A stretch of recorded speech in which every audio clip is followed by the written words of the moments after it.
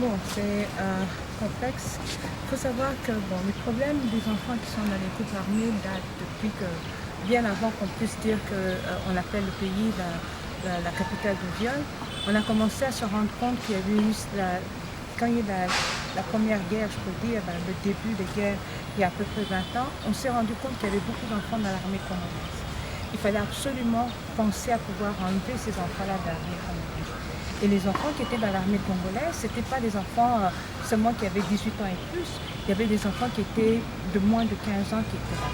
Mais pour pouvoir les faire sortir de cette armée, il fallait qu'il y ait des programmes, il fallait qu'il y ait des lois, il fallait qu'il y ait une politique pour pouvoir les faire sortir. Alors on a commencé à mettre des politiques en place pour pouvoir faire sortir les enfants de l'armée congolaise.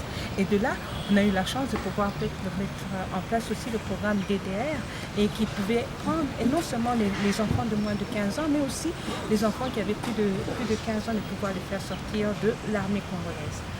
En 2016, grâce à tous les efforts du gouvernement congolais, du bureau de l'ancien président de la République via Madame Mabunda, que j'ai remplacé, le GTTC, le DDR et les différents ministères et les partenaires, on est arrivé à faire sortir les enfants soldats, plus d'enfants soldats dans l'armée congolaise. Mais on se rend compte qu'il y a des petits milices, surtout dans les zones de conflit. Et dans ces petits milices, on prend beaucoup des enfants parce qu'ils sont vulnérables. Ils vont dans ces milices parce que tout simplement, ils se retrouvent avec leurs amis et ils pensent que c'est un jeu. Ils ne pensent pas que c'est autre chose, que c'est la guerre. Mais pour eux, c'est un jeu. On les met dans des conditions où ils ont un leader qui est comme un dieu pour eux. Ils doivent obéir à ce leader-là. Et d'un autre côté, ils sont drogués, ils sont amenés dans des situations impossibles. On leur montre même que les gréguis, si on les tire dessus, les gréguis vont être leurs protecteurs et ils ne vont jamais être atteints par les balles. Les enfants avec qui on a travaillé mentalement.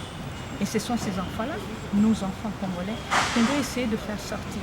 Avec ce programme DDR enfants, ça va nous permettre, ça va nous donner les outils de non seulement de démobiliser ces enfants-là, de les retrouver, d'aller négocier. Il faut négocier avec les milices pour qu'ils puissent nous donner les enfants.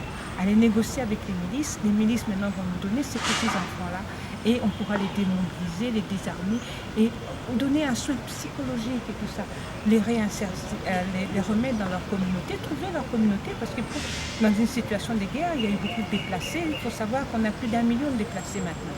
Et il y a beaucoup de déplacés et il faut retrouver les familles de ces enfants et leur donner dans leur famille, leur donner des kits. Les kits, c'est tout simple, c'est de les habiller. Parce que souvent, ils sont nus, il faut les habiller.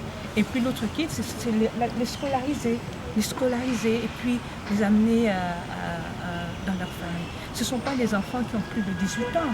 Quand on parle des enfants de DDR enfants, ce sont des enfants qui ont moins. Et il faut vraiment arriver au point de les scolariser et de les soigner psychologiquement parce qu'avec tous les chocs qu'ils ont.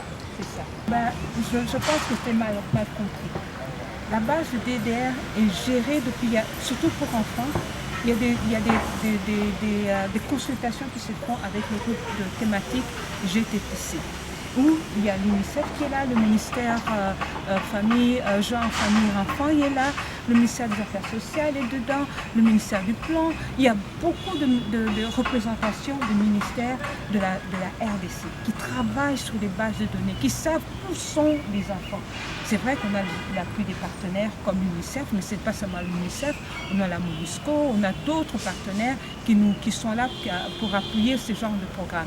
Et maintenant, avec le DDR enfant, on va conjuguer tous ces efforts-là pour mettre ça dans un seul endroit où une seule base de données qui va permettre au gouvernement congolais, parce qu'on parle du gouvernement congolais, d'être plus actif, d'être mieux sur le terrain, d'avoir tous les outils sur le terrain.